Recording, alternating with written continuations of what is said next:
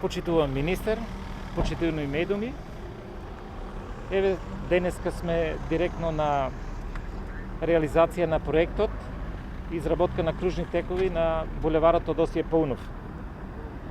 Со овие проекти предвидено е изградба на 5 кружни текови кои целосно ќе го регулираат текот на сообраќајот по овој булевар.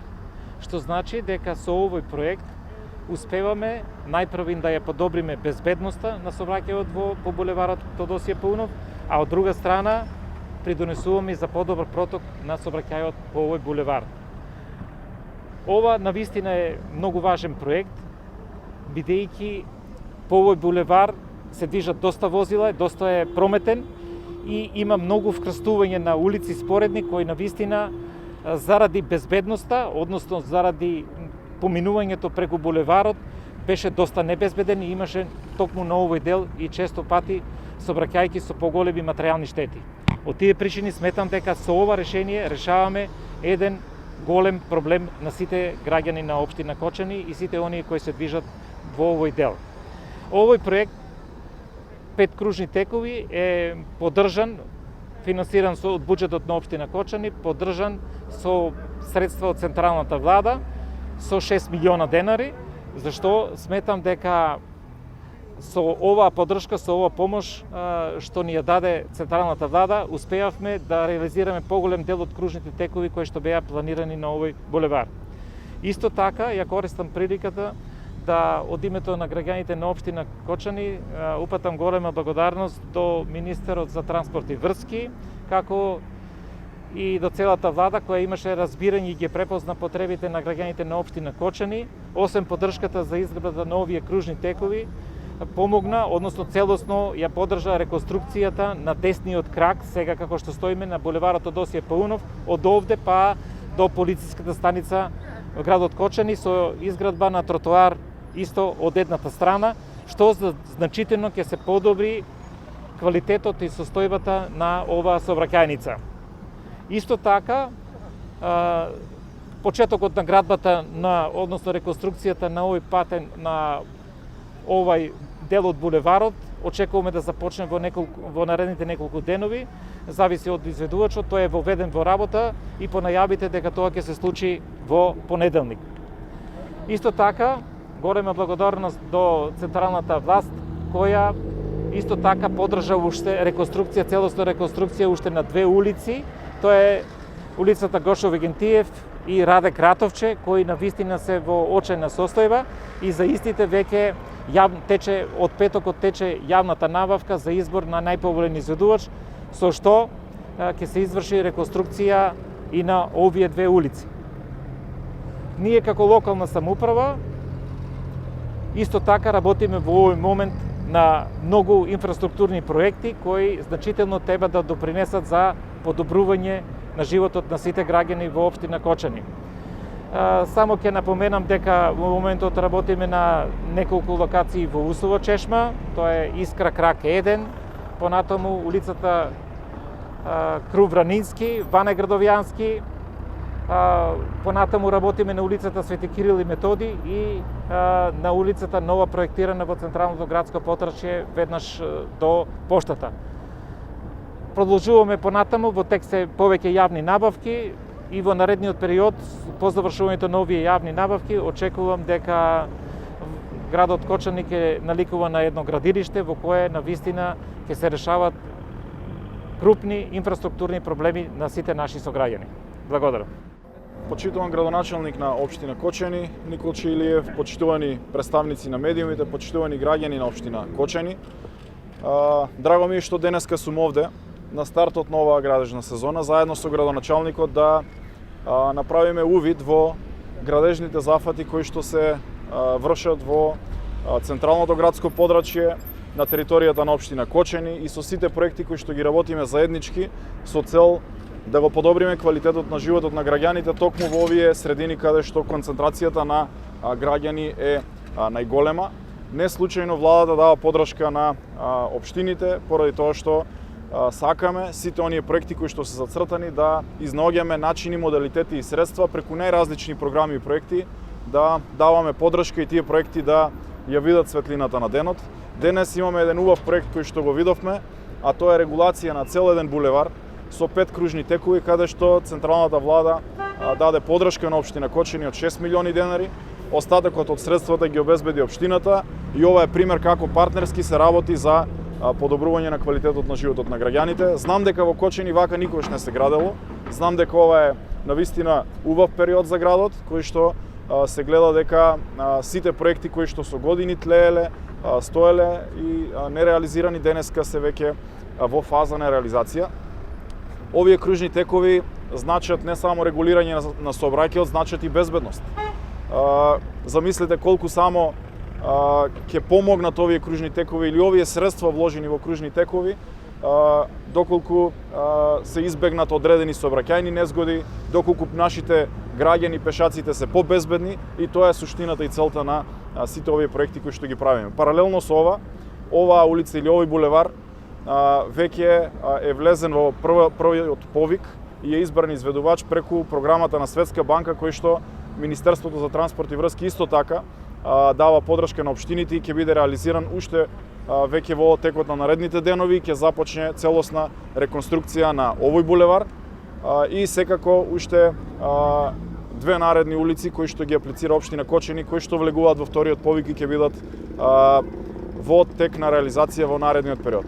Така што можам да споменам дека поддршката од централната влада доаѓа и во делот на решавање на ромската населба. Наскоро започнуваме со изградба на нова стамбена социјална зграда, каде што имаме 35 нови стамбени единици за 35 наши сограѓани социјално ранливи категории, со што можам да кажам дека навистина голем дел на проекти кои што ги работиме се поддршка за општините, за граѓаните, но овде секако ни е потребна и координацијата со локалната власт. Ние ќе продолжиме понатаму заедно со градоначалникот да соработуваме и да работиме со цел да ги решаваме најсуштинските проблеми, приоритетите на овој град и приоритетите на граѓаните на општина Кочани. Ви благодарам. Министре, може ли прашање? Може. За конкретно за во Каменица се аплицирани со два проекти за изградба и реконструкција на два лозинни патишта до селата Теров и до селата Дороци, ако може реченица за овие проекти. Општина Македонска Каменица аплицираше и овие две улици кои што веќе ги аплицирала се одобрени во вториот повик кој што беше распишан пред неколку дена. Јас веќе имав информација до медиумите. Исто така можам да кажам дека општина Македонска Каменица навремено достави комплетна документација која што е одобрена и во тек се тендерските постапки за избор на најповолен изведувач, кој што после изборот очекувам во текот на летниот период ќе влезат во реализација овие два приоритети за Македонска Каменица. Министре, годинава се планира да се заврши магистралата, односно гасоводната мрежа Неготино-Кавадарци. Па кога источниот регион ќе биде гасифициран и дали во меѓувреме не треба да се подготвуваат општините од источниот регион? Има ли план и подготовка за сето ова? Гасификацијата во делот на секундарните гасоводи ја води Министерството за економија. Навистина е многу значаен проект и во тој повик ние веќе сме длабоко навлезени преку Министерството за економија после изборот на приватниот партнер, бидејќи процесот оди преку јавно-приватно партнерство. Тој приватен партнер ќе има обврска да ги гасифицира сите градови низ државата. Општина Кочани, источниот регион исто така. Од тој аспект главен критериум или принцип по кој што ќе се води и проектот е да како граѓаните да добијат поевтин приклучок и да можат да добијат ефтин енергенс паралелно со ова кое што го имаме денеска. Така што до крајот на годината очекувањата се да ги завршиме двата магистрални гасоводи до Битола и до Гостивар, а потоа продолжуваме и со поврзувањето на интерконекторот со Грција и секако кон Кичево, но паралелно ја водиме и постапката за јавно-приватно партнерство. Приватниот партнер ќе има обврска преку своите развојот на секундарната мрежа, преку своите системи кои што ќе ги развие да ја донесе гасификацијата до секој дом. Колку време е потребно општините да се гасифицираат во источниот регион? За колку време?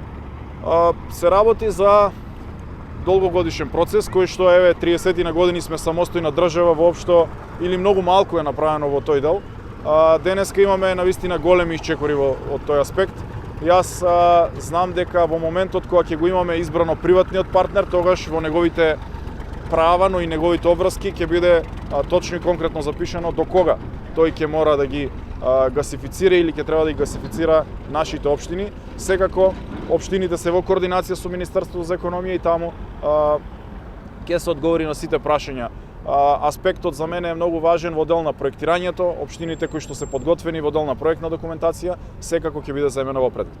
Така, министре, градешниците се жалат дека во првите 3 месеци губиле многу тендери, одлагање на време, губење тендери, па да ни кажете односно ваш коментар за сето ова и дали тие бараат, имаат услов да не бидат подизведувачи, туку да бидат изведувачи. Дали ова е реално според вас?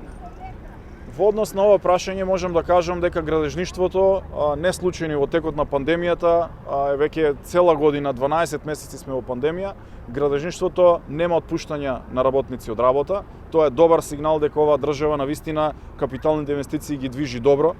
Тоа е силен сигнал и знак дека ние работиме на развој на градежништвото и во најтешкото време за државата во оваа пандемија, која што не зафаќа сите, градежништвото останало без отпуштање од работа. Дополнително мерењата кон крајот на минатата година покажа дека градежништвото покажало и раст. Можам да апелирам сите градежни компании да аплицираат на повиците, на проектите, секако доколку ги исполнуваат критериумите, тие се добре дојдени, заради тоа што тоа е домашната економија, развојот на градежништвото и на нашата економија и аспектот на развојот на државата ја темелиме во делот на градежништвото. Можам да апелирам и до сите градежни компании, до сите градежници да ги зголемуваат капацитетите на нивните компании со цел да сите тие можат да аплицираат и да навремено ги завршуваат работите. Државата единствено тоа што ја интересира е парите кои што ги вложуваме од страна на граѓаните да бидат навремено реализирани, квалитетно вградени во одредени инфраструктурни проекти и да немаме никакви доцнења во аспектот на изградбата на било каква инфраструктура. Министр, уште едно прашање. Значи, има реакции околу обиколницата која што треба, односно сообраќајното решение во Штип да минат од кај Ново село. Дали постои друга алтернатива? Еве, тие предлагаат тоа да биде од кај бањата до од кај фактички да излегуваат возилата кај Пребег. Дали може да се размислува на друга алтернатива, бидејќи се работи за безбедноста на околните куќи кои што живеат таму? Можам да кажам дека во источниот регион, како што денеска се гради инфраструктура, магистралната инфраструктура, експресните патишта и експресниот пат Штип-Кочани, но и експресниот пат Штип-Радовиш, никогаш досега така не се граделе патишта.